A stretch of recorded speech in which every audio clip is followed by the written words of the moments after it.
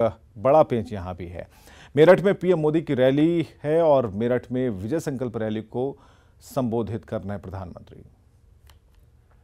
एक तरफ दमदार चौकीदार है और दूसरी तरफ दागदारों की भरमार है। साथियों, हमारा विजन नए भारत का है, ऐसे भारत का जो अपने गौरवशाली अतीत के अनुरूप ही वैभवशाली होगा। एक ऐसा नया भारत जिसकी नई पहचान होगी, जहां सुरक्षा, समृद्धि और सम्मान के संस्कार होंगे। सुरक्षा देश के दुश्मनों से, सुरक्षा आतंकवाद से, सुरक्षा गुंडागर्दी से, सुरक्षा भ्रष्टाचारियों से, सुरक्षा बीमारी से, समृद्धि साधनों और संसाधनों की, समृद्धि ज्ञान और विज्ञान की, समृद्धि संस्कृति और विचार की, समृद्धि हमारे आचार और व्यवहार की। और जब मैं सम्मान की बात करता हूं तो सम्मान श्रम का, सम्मान काम का, सम्मान बेटियों का, सम्मान हर वर्ग का, सम्मान देश के मान का, अभिमान का।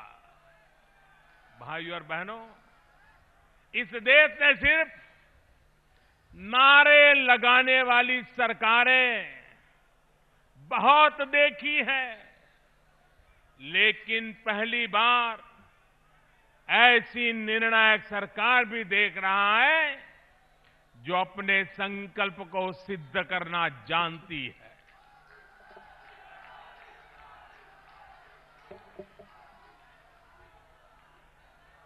जमीन हो, आसमान हो या फिर अंतरिक्ष, सर्जिकल स्ट्राइक का साहस आपके इस चौकीदार की सरकार ने दिखाया है।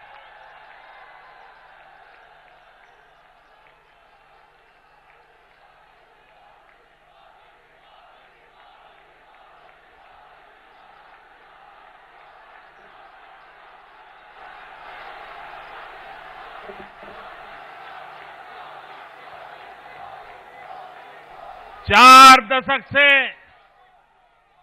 40 साल से हमारे सैनिक वन रैंक वन पेंशन मांग रहे थे। उसको पूरा करने का काम भी इसी चौकीदार ने किया। देश के करीब 12 करोड़ किसान परिवारों को 75,000 करोड़ रुपए की सीधी वार्षिक मदद का काम भी इसी चौकीदार ने किया। देश के लगभग 50 करोड़ गरीब परिवारों को हर वर्ष 5 लाख रुपए तक के मुफ्त इलाज की व्यवस्था भी हमारी सरकार ने की है। देश के 34 करोड़ गरीबों के लिए जन धन योजना के तहत बैंक खाते भी हमारी सरकार ने खुलवाए हैं।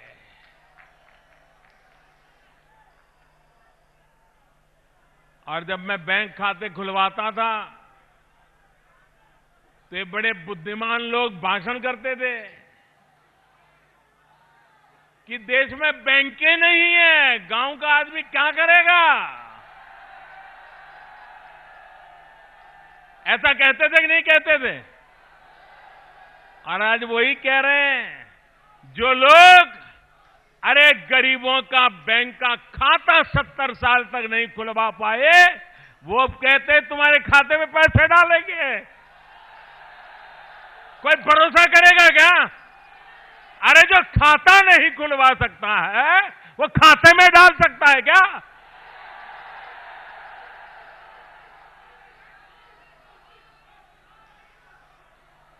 देश की 7 करोड़ से अधिक गरीब बहनों को मुफ्त गैस सिलेंडर देकर धुएं से मुक्ति देने का काम भी आपने हमें सेवा करने का मौका दिया, हमने करके दिखाया। देश भर में 10 करोड़ गरीब परिवारों के घर शौचालय देकर बहनों को इज्जत देने का, जीवन देने का सौभाग्य भी हमें मिला है। 1.5 करोड़ से अधिक गरीब बेघर परिवारों को अपना पक्का घर भी हमारी सरकार ने ही दिया है। देश के 2.5 करोड़ से अधिक गरीब परिवारों तक पहली बार बिजली कनेक्शन देने का काम भी हमने ही किया है। 15 करोड़ से अधिक बिना गारंटी के ऋण देकर युवा साथियों को स्वरोजगार से जोड़ने का काम पहली बार एनडीए ने ही किया है।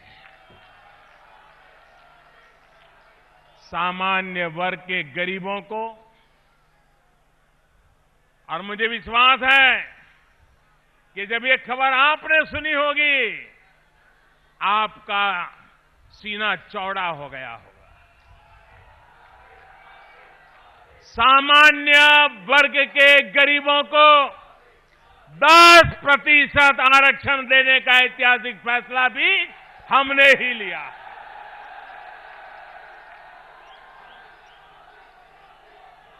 देश के ईमानदार करदाताओं को 5 लाख रुपए तक की कर योग्य आय पर टैक्स 0 करने का रिकॉर्ड भी हम ही ने बनाया है। साथियों, समाज का ऐसा कोई व्यक्ति नहीं है और देश का ऐसा कोई कोना नहीं है जो विकास के हमारे इन कामों से अछूत रहा हो। सबका साथ, सबका विकास की हमारी यही सोच है जिस पर नए भारत का निर्माण हो रहा है। 11 अप्रैल को आपका वोटिंग 11 अप्रैल को है ना? 11 अप्रैल को है ना? 11 अप्रैल को जब देश पहला वोट डालेगा, जब पहली बार वोट डालने वाला हमारा युवा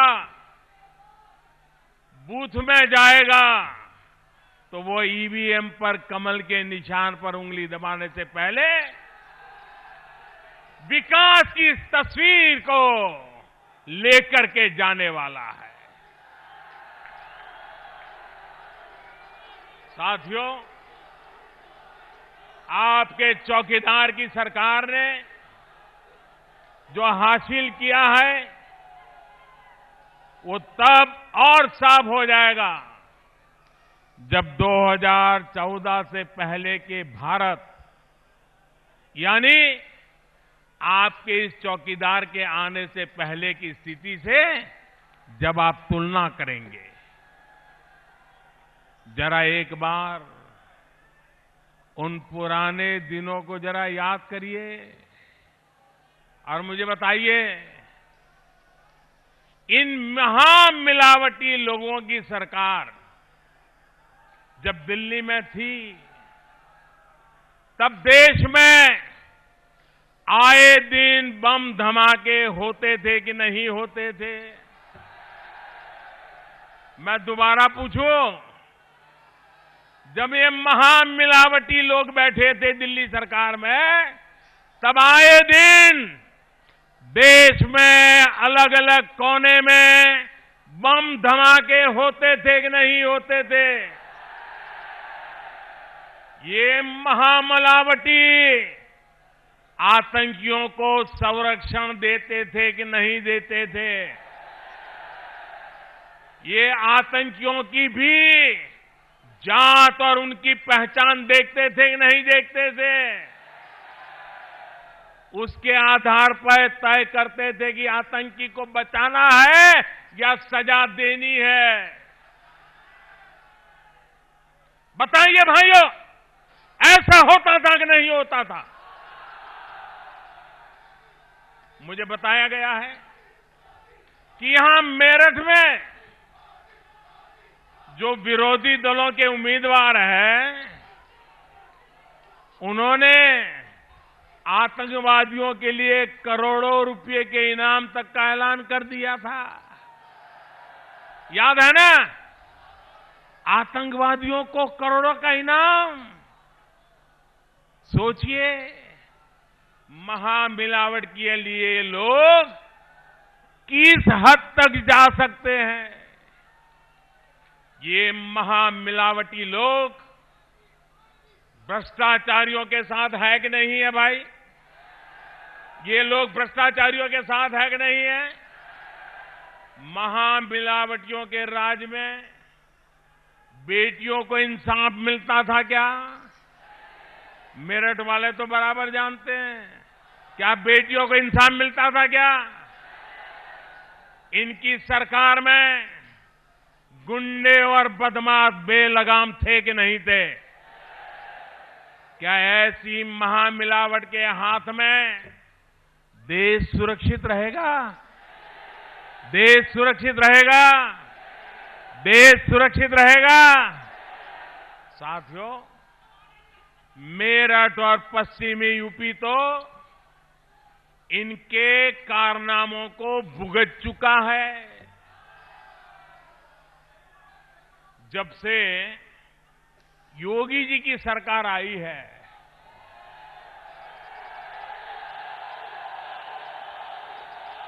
तब से गुंडों और बदमाशों में डर है, भय है। बेटियों के साथ अत्याचार करने वाले आज 100 बार सोचते हैं कि नहीं सोचते हैं? क्योंकि आपके इस चौकीदार ने ऐसे लोगों को फांसी तक का प्रावधान कर लिया है। ये बातें मैं आपको इसलिए बता रहा हूं क्योंकि हम सभी मिलकर बीते 5 वर्षों में भारत को जिस स्थिति से निकाल कर लाए हैं, इसको और मजबूत करना है। देश को और मजबूत करना है कि नहीं करना है? देश मजबूत होना चाहिए कि नहीं होना चाहिए? मजबूत देश के लिए मजबूत सरकार चाहिए कि नहीं चाहिए? अगर इन महामिलावटी लोगों को, ये जरा बराबर उत्तर प्रदेश के लोग समझ लें, अगर इन महामिलावटी लोगों को जरा भी मौका मिल गया तो ये देश उस पुरानी स्थिति में जाने में जरा भी देर नहीं लगने वाली। ये कितने बेचैन हैं, कितने बौखलाए हैं। ये 2 महीने से देश बहुत साफ साफ देख रहा है। भाइयों और बहनों, आज स्थिति है कि कुछ दिन पहले तक जो लोग इस चौकीदार को चुनौती देते फिरते थे, अब रोते फिर रहे हैं। मोदी ने ये क्यों किया? मोदी ने वो क्यों किया? ये मोदी ने पाकिस्तान में आतंकियों को घर में घुसकर क्यों मारा? ये मोदी ने आतंकियों के अड्डे को नष्ट क्यों किया? रो रहे हैं।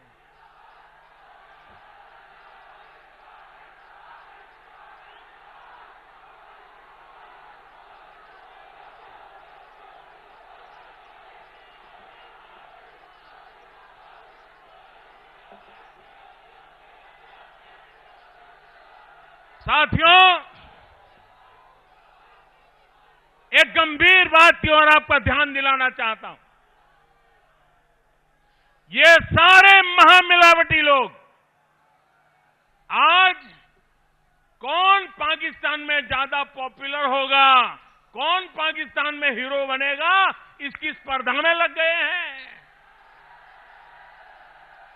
वहां की मीडिया में छाए हुए हैं। उनके नाम की पाकिस्तान में तालियां बज रही है।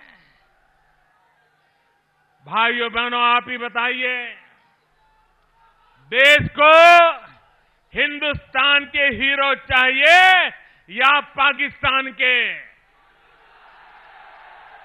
हिंदुस्तान के हीरो चाहिए या पाकिस्तान के? मेरे प्यारे देशवासियों, मैं 130 करोड़ देशवासियों से पूछना चाहता हूं, क्या हमें सबूत चाहिए कि हमें सपूत चाहिए?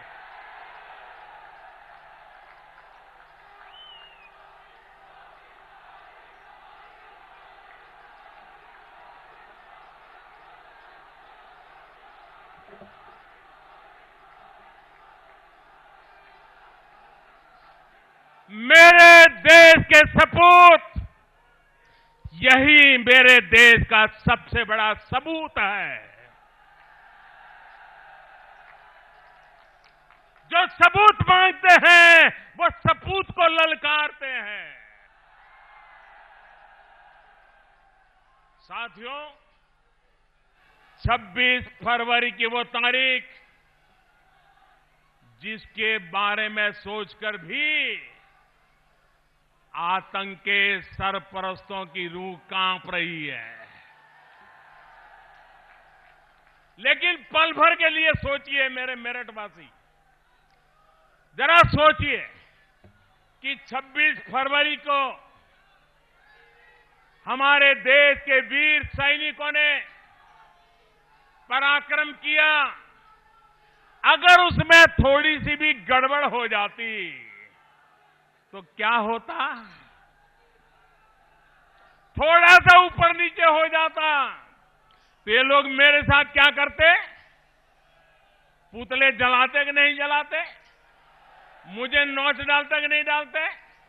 मेरा इस्तीफा मांगते कि नहीं मांगते? काले झंडे निकालते कि नहीं निकालते? दुनिया भर की गालियां देते कि नहीं देते? भाइयों बहनों, आप बताइए, ये कोई चुप नहीं बैठते। और अगर ऐसा होता तो सारा दोष किसको देते? किसको देते? मोदी को ही देते ना? देते कि नहीं देते? भाइयों और बहनों,